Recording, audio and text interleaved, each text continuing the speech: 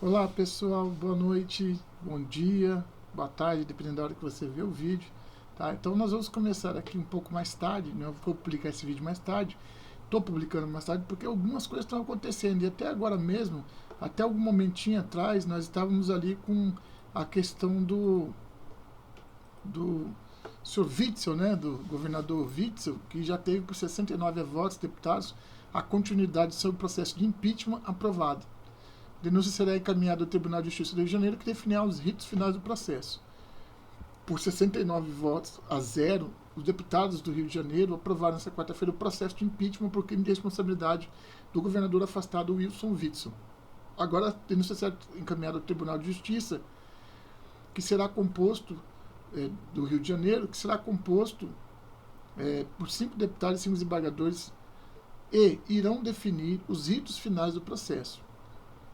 Ao receber a denúncia, o tribunal decretará o novo afastamento por 180 dias do governador. Depois decide se ele cometeu um crime de responsabilidade e se deve perder os direitos políticos. O relatório do deputado estadual Rodrigo Bacelar, SDD, não me peçam para dizer que partido é esse, deve ser Solidariedade, né? Deve ser. Aprovado pela Comissão Especial da LERJ no dia 17, alega que há indícios do governador afastado ter cometido crime de responsabilidade por meio de recebimento de vantagens indevidas. Witzel está afastado do cargo do governador do Rio de Janeiro desde 28 de agosto, após a determinação do Superior Tribunal de Justiça, pelas investigações relativas à sua suposta participação. Vamos lembrar que lá no Tribunal do Superior Tribunal de Justiça foi dada uma decisão monocrática e depois dessa decisão monocrática foi para colegiado. E o colegiado, de maneira categórica, definiu que estava correto o que o monocraticamente fez o ministro do STJ, tá? Pelas relativas à sua suposta participação em fraudes na área da saúde. Witzel é acusado pela Procuradoria-Geral da República de integrar a organização criminosa que movimentou propinas no valor de 554,2 mil que teriam sido pagas por empresários da área da saúde ao escritório de advocacia da primeira-dama do Rio, Helena Witzel. O esquema envolveria compras fraudadas na área da saúde em plena pandemia do novo coronavírus. Vamos lembrar também, foi aprovado no Congresso, lei específica que dá uma pena duplicada, né, para esses crimes que são cometidos pela pandemia. Isso aí depois a gente pode comentar com mais tranquilidade, mas ele deve ser responsabilizado, se considerado culpado, que tudo indica, né, também pelo crime na esfera penal, podendo ser preso, inclusive. Desde o início, o governador afastado nega as acusações. Abre aspas para ele. Não há provas do fato pelo fato de não ter ocorrido. Ponto. Não há nenhuma relação com o NIR e as empresas contratadas pelo escritório da minha esposa. Fecha aspas para o Witzel, que escreveu isso ontem nas redes sociais. Agora, durante o processo, o Witzel falou. Aí colocou aqui, abre aspas para ele. A vida me forjou dos desafios. Menino pobre, orgulho de uma doméstica, de um metalúrgico. Resistirei politicamente. Minha história está apenas começando. Juridicamente, minha absolvição e retorno imediato ao cargo no qual o povo me colocou é o único caminho possível. Vocês já viram como esses políticos, quando vão cair, começam a falar isso aí? Ele aprendeu mesmo a ser político rapidinho. Hein? Ele disse ainda que jamais renunciaria ao cargo. E essa é a história do senhor Witzel, governador Witzel, que essa foto deve ter sido exclusiva, porque quase não está aparecendo, né, por causa da pandemia. Ele não quis ir pessoalmente lá fazer a sua defesa. Ele fez a sua defesa via web. E nessa votação de 69 a 0, a coisa foi tão rápida que eu fiz só sim, sim, sim. E aí no final, depois da votação, os deputados e estaduais puderam falar porque que votaram sim e tal. Eu já não acompanhei mais, tá? Mas é certo que pela votação 69 a 0 é praticamente certa o impeachment do governador Wilson Witzel. Vamos seguir acompanhando, tá, pessoal? Ainda como uma das notícias mais importantes de hoje, líder do governo da Câmara, Ricardo Barros, reafirmou o compromisso com o teto de gasto e garantiu que não haverá aumento de carga tributária. Em coletiva à imprensa, o ministro da Economia, Paulo Guedes, afirmou nesta quarta-feira, 23, que o Brasil deve desonerar a folha de pagamentos e para que isso aconteça será preciso buscar por tributos alternativos. Ao lado do líder do governo na Câmara, Ricardo Barros, Guedes defendeu a medida ajustada em uma reunião da pasta com o presidente Jair Bolsonaro e afirmou que a desoneração ajudaria a retomada da geração de empregos. Descobrimos 30 milhões de brasileiros que eram invisíveis, não tinham CPF nem nada, nem conta no banco. E temos de ajudar essa turma a ser reincorporada no mercado de trabalho. Então temos que desonerar. E por isso a gente precisa buscar tributos alternativos, desonerar a folha e ajudar a criar emprego, disse. O líder do governo na Câmara afirmou que o compromisso com o teto de gastos está mantido e que os tributos alternativos organizarão o sistema sem gerar aumento de carga tributária. Abre aspas para ele. Reafirmando nosso compromisso com o teto de gastos, buscamos dentro do orçamento recursos para poder avançar nos programas. E não terá aumento de carga tributária. É preciso que isso fique claro, afirmou. Guedes ainda abordou o fim do auxílio emergencial e prometeu uma aterrissagem suave ao fim dos pagamentos. Abre aspas para Guedes. Nós vimos a importância do auxílio emergencial. Com isso, ajudou a manter o Brasil respirando e atravessando essa onda da crise. Então temos que também fazer uma aterrissagem suave do programa do auxílio emergencial, concluiu Guedes. Tá, é isso aí, gente.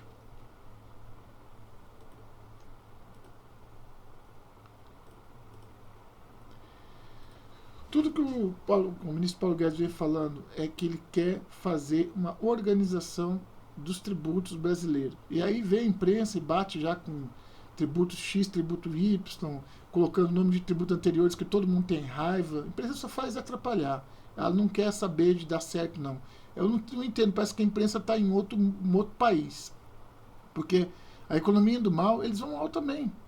Então, assim, eles, em vez de deixar. Atacam uma coisa, mas não atacam na economia, não, porque a economia mata, tanto quanto o vírus. Tá? Então, mas não adianta falar, né? Isso aí é besteira. Agora, nós não podemos cair nessa conversa. Tá? Tudo que o ministro Paulo Guedes está fazendo e tudo que eles fizeram até agora foi acertado. Tá? Então, nós temos que acreditar que realmente o Paulo Guedes está procurando, junto com a equipe econômica, retirar, desonerar a folha de pagamento e fazer uma medida que não seja tão grotesca a ponto de derrubar a nossa economia. Porque a nossa economia é tão frágil que qualquer coisa derruba ela, até as palavras do ministro da Economia. Ainda sobre o que eu vou passar agora, eu vou passar alguns vídeos, né? Vídeos que eu tirei da EBC e que eu tirei das páginas do presidente da República. São vídeos que são, viu, meus sensores, são vídeos aí que são autorizados, divulgados por vários sites, não só por mim, tá? Mas eu quero fazer a minha colocação aqui.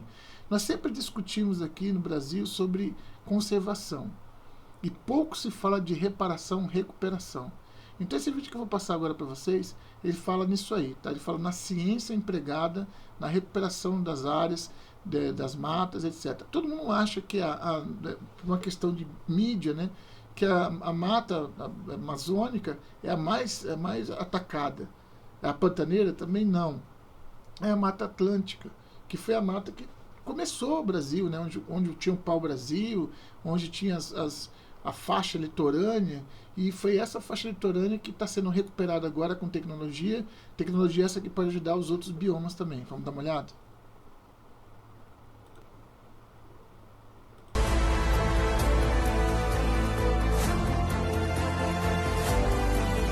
Esse vídeo que vocês vão ver agora é da Operação Verde Brasil 2, está na página do presidente da República também, a utilização do C-130 no combate aos incêndios, tá? Florestais. Tem gente que dizendo que é mentira e o presidente colocou o vídeo para mostrar isso aí. Vamos dar uma olhada?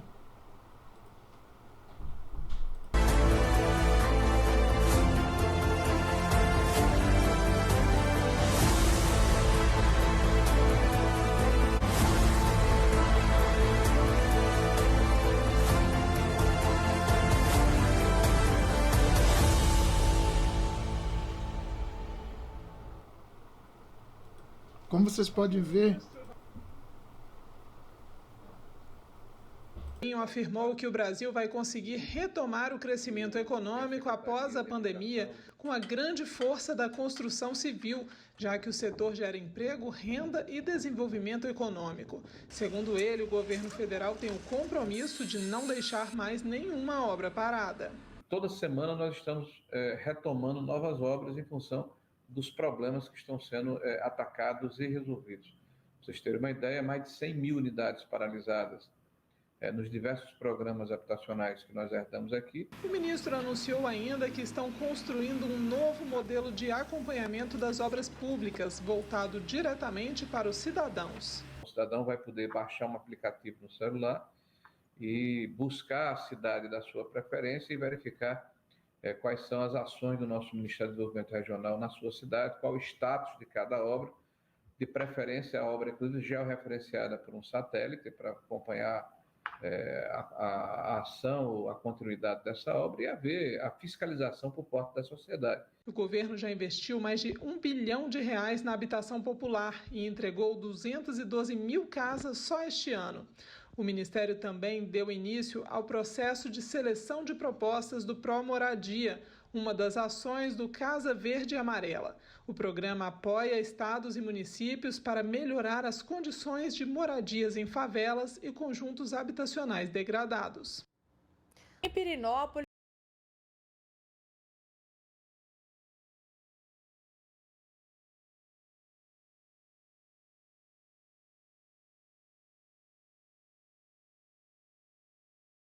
um dos principais roteiros turísticos do estado de Goiás, o Centro de Referência Especializado de Assistência Social, o CREAS, oferece acolhimento a quem mais precisa.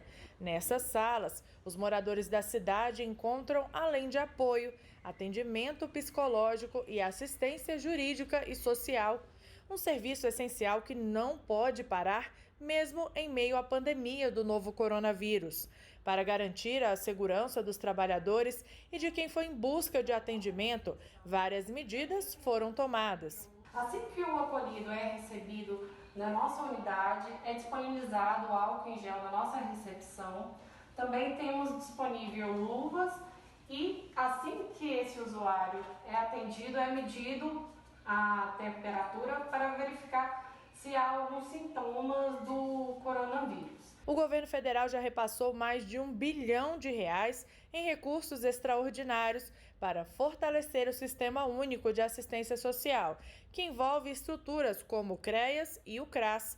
Tudo para garantir o atendimento à população mais vulnerável.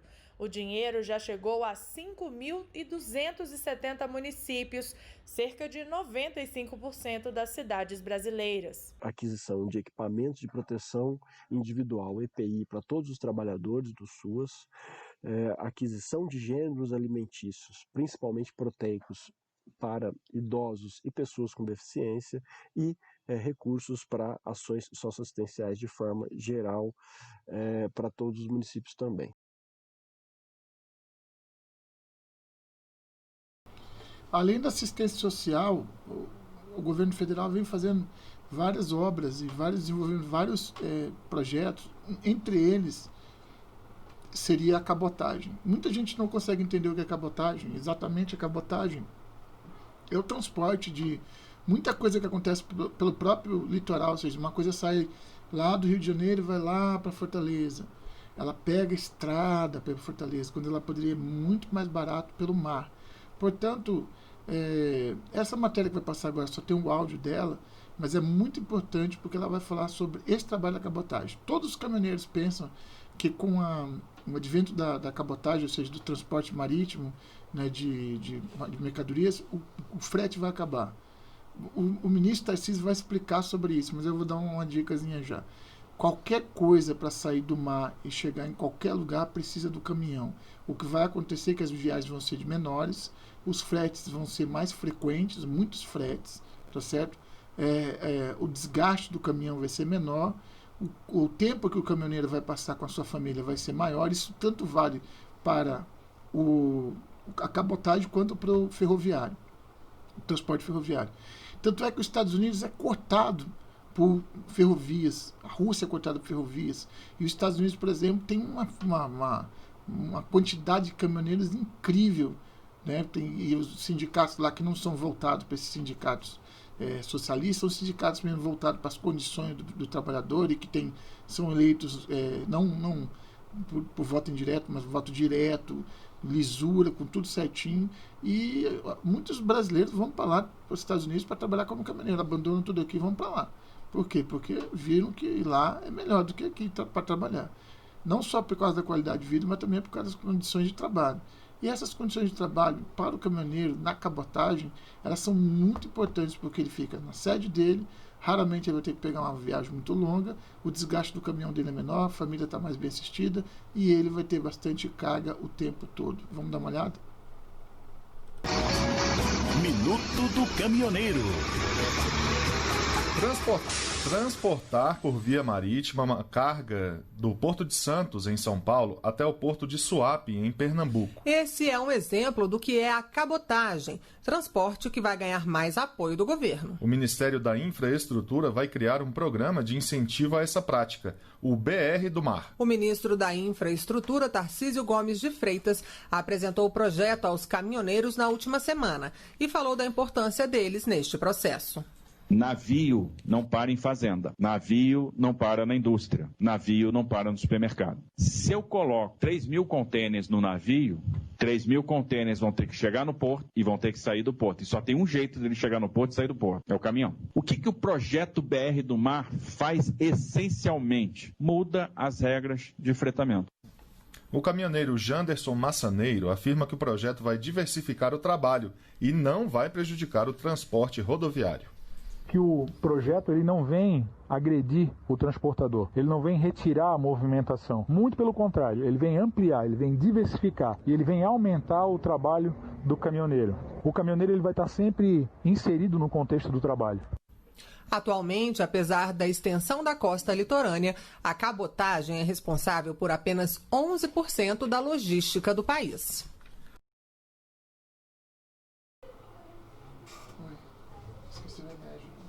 Pois é, né? Eu vim aqui pegar o copo.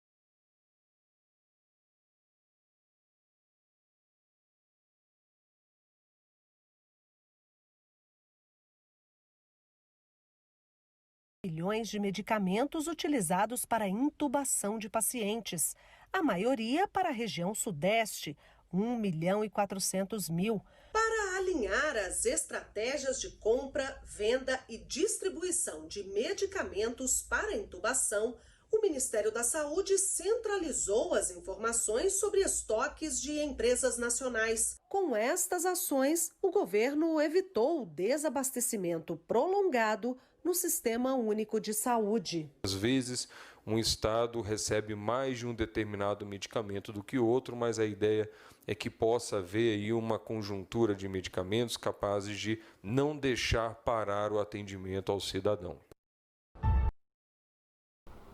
Gente, antes da gente continuar, eu quero falar o seguinte.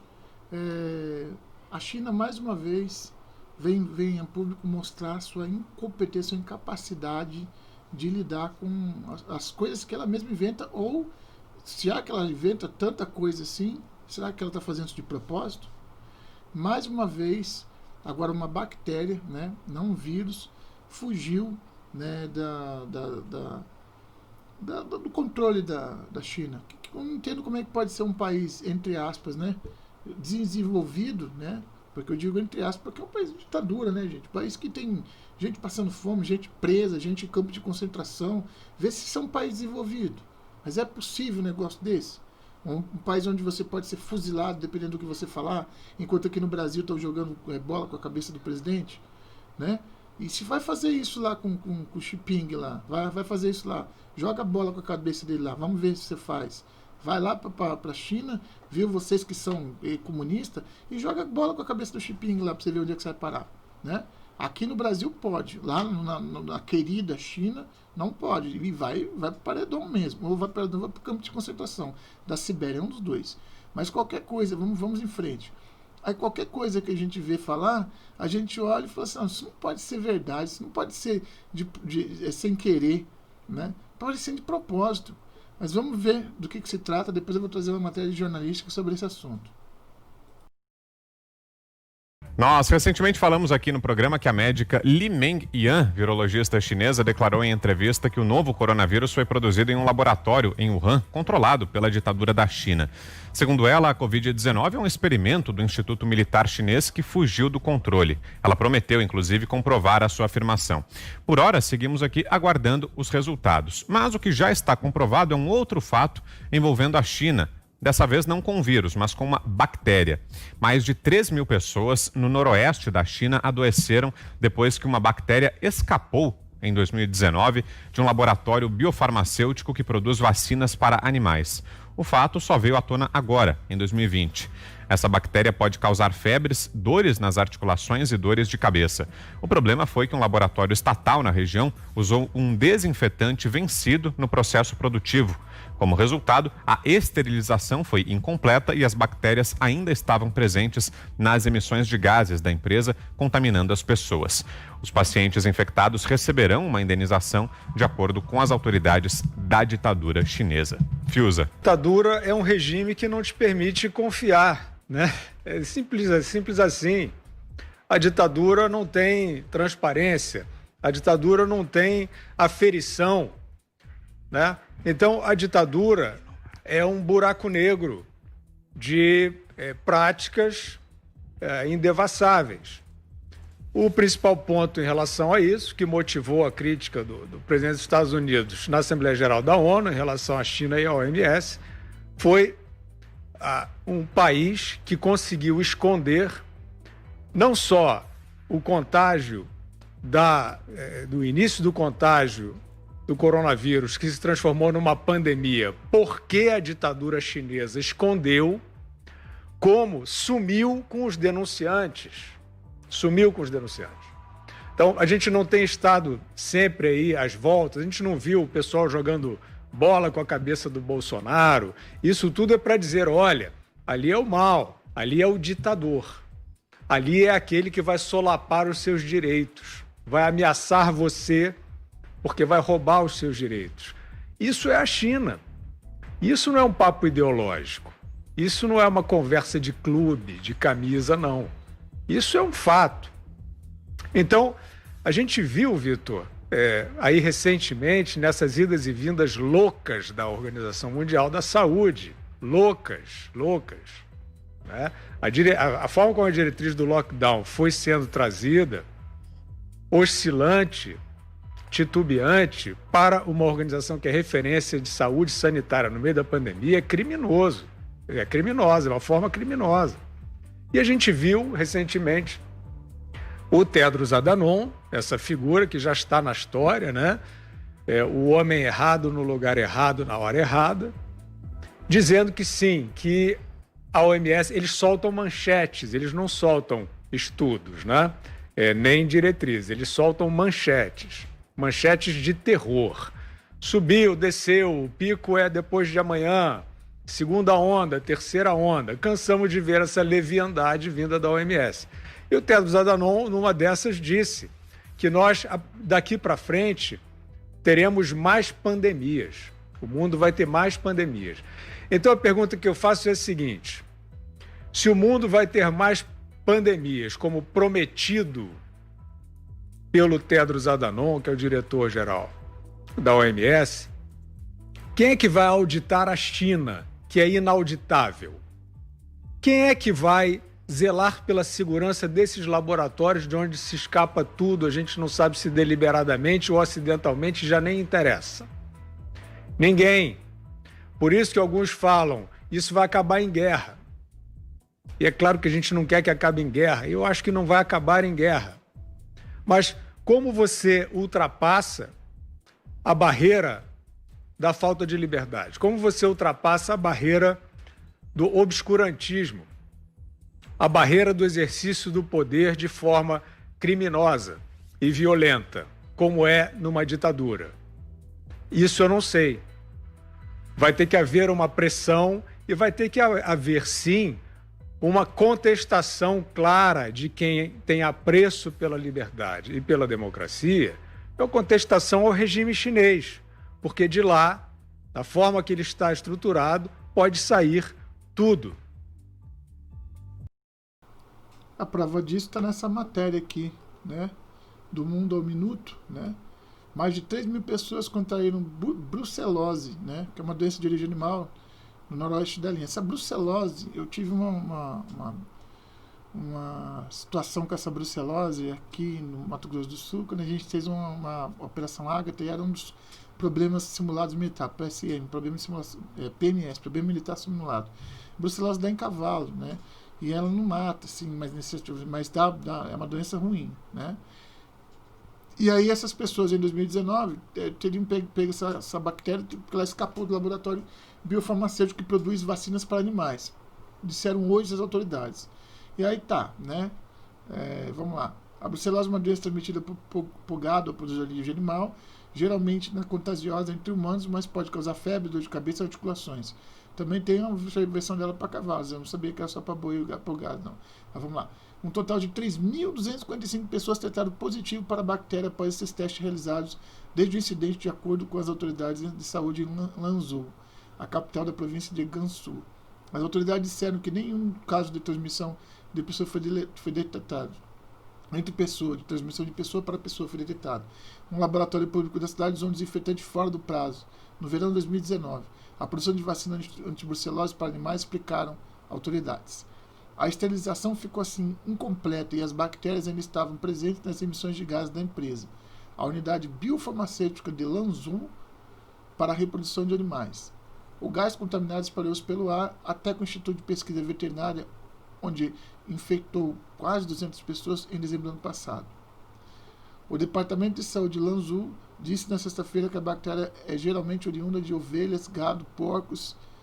A autorização para a produção de vacinas contra a brucelose foi retirada ao laboratório e os pacientes vão receber compensações financeiras a partir de outubro, segundo a autoridade de Lanzhou. Então, gente, veja bem, mais uma vez, e antes disso, são duas coisas que aconteceram aqui. Primeiro, a bactéria escapou do laboratório. Segundo, a gente só ficou sabendo agora, né? Porque essa matéria aqui, ó, deixa eu ver se eu consigo pegar o horário da matéria aqui, ó. 18 de 9 de 2020, por Lusa, tá? Mundo, brucelose. Então foi no dia 18 de 9 de 2020. A matéria está aqui, a data dela. Então, assim, é um absurdo mesmo que a gente pode esperar que ainda venha desse país que é uma ditadura, né? É um país que persegue cristãos, é um país que bota as pessoas em campo de concentração, é um país que faz um monte de experiência química, que está sendo acusado pelos próprios cidadãos chineses de fazer armas biológicas, e ninguém está fazendo nada. Quando será que vão olhar para a China e travar ela dentro das Nações Unidas, que é quem está apoiando a China? Será que as Nações Unidas querem uma China gigantesca no mundo todo? Vai dar problema isso aí, como falou o Fiuza, isso pode acabar em guerra.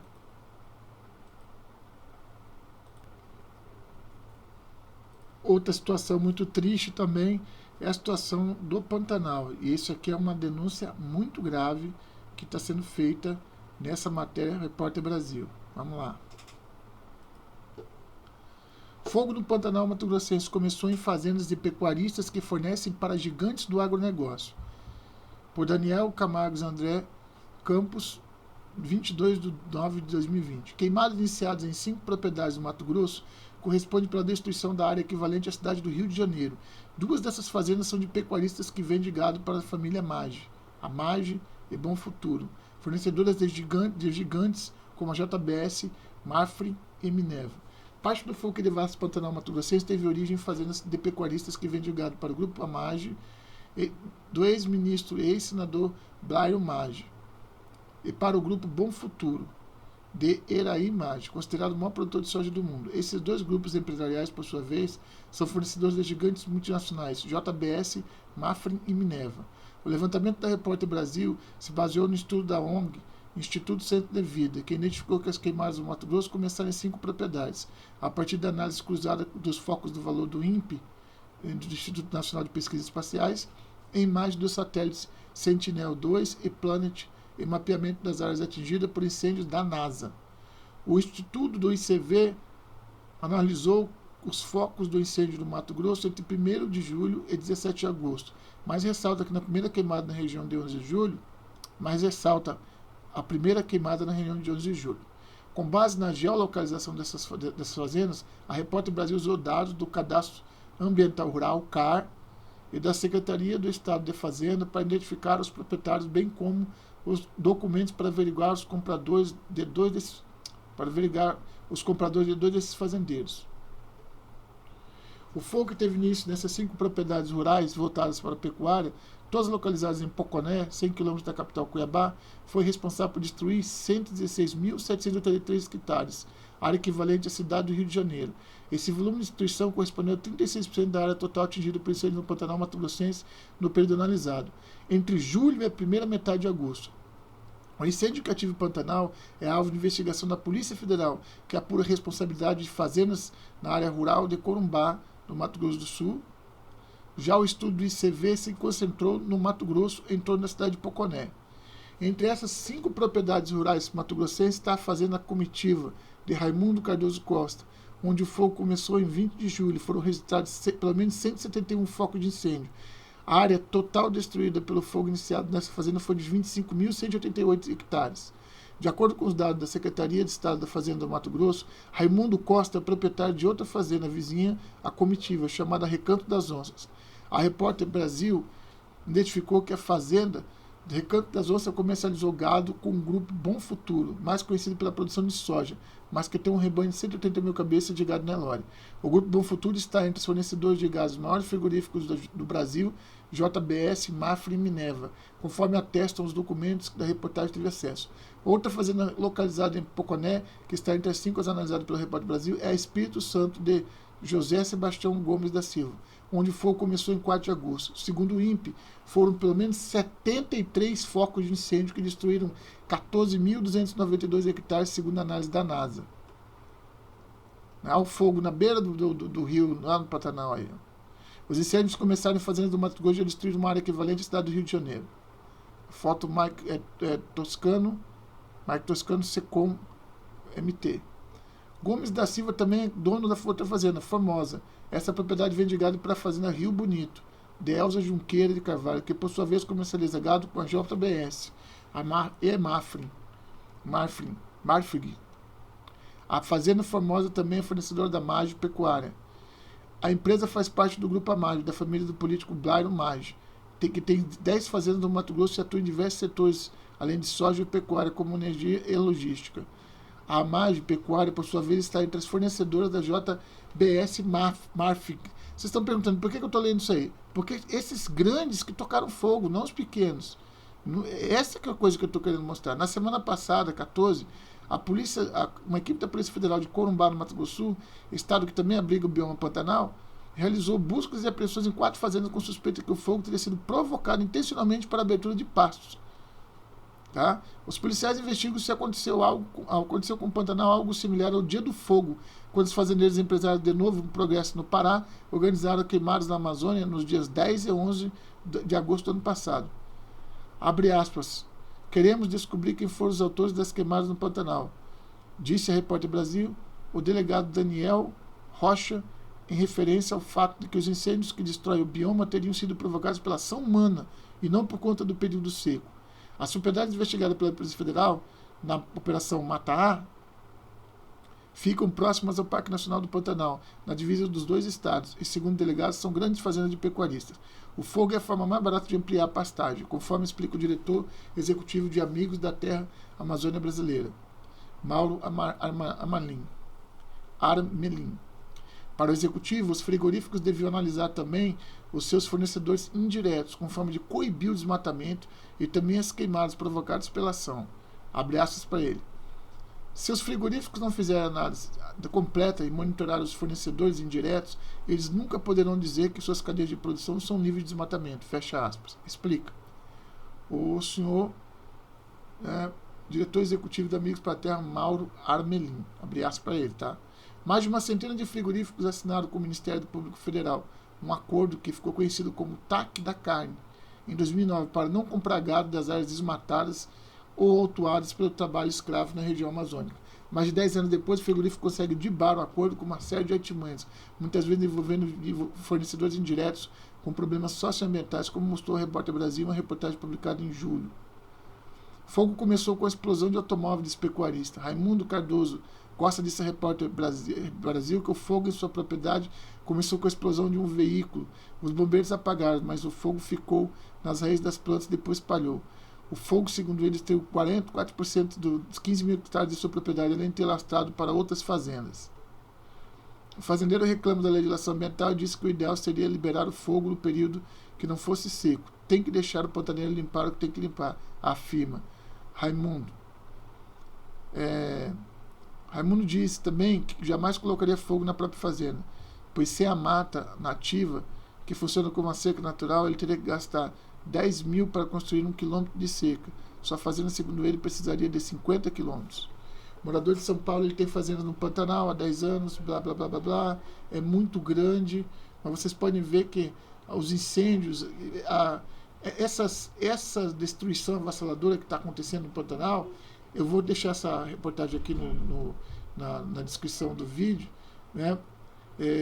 Fala o seguinte: a fauna do Pantanal, que é a que mais sofre, são 1.200 espécies diferentes de animais, que são 36 ameaçadas de extinção. Entre as vítimas estão cobras, jacarés, macacos e onças. Os incêndios já dizimaram um refúgio de araras azuis em avanço sobre uma área de proteção de onças pintadas. Aí, ó, João Paulo Guimarães disse a Repórter Brasil: quando cheguei em Poconé, perto da meia-noite, a cidade estava envolta na penumbra. A fumaça era tão pesada que acreditei ser névoa da madrugada. Não era. Era efeito causado por 2 milhões de hectares que estavam em chamas no Pantanal.